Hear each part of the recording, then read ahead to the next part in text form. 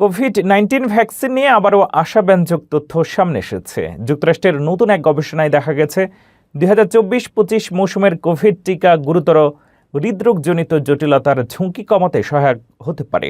গবেষণায় যুক্তরাষ্ট্রের veterans affairs বিভাগের 10 লাখেরও বেশি সাবেক সেনা সদস্যের স্বাস্থ্য তথ্য বিশ্লেষণ করা হয়।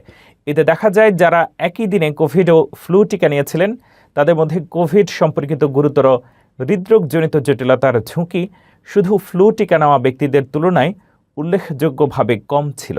গবেষকদের তথ্য অনুযায়ী কোভিড টিকা নেওয়া ব্যক্তিদের হৃদরোগে মৃত্যুর ঝুঁকি প্রায় 58%, হার্ট অ্যাটাকের ঝুঁকি 39% এবং হৃদযন্ত্রের অক্ষমতার কারণে হাসপাতালে ভর্তি হওয়ার ঝুঁকি 42% পর্যন্ত কমেছে।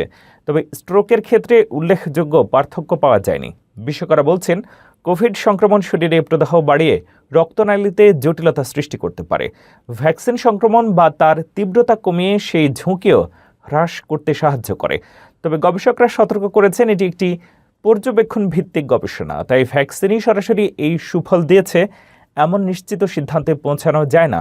তারপরও বিশেষজ্ঞদের পরামর্শ, বিশেষ করে প্রবীণ ও উচ্চ ঝুঁকিতে থাকা ব্যক্তিদের চিকিৎসকের পরামর্শ অনুযায়ী নিয়মিত কোভিড টিকা নেওয়ার বিষয়টি গুরুত্ব দেওয়া উচিত।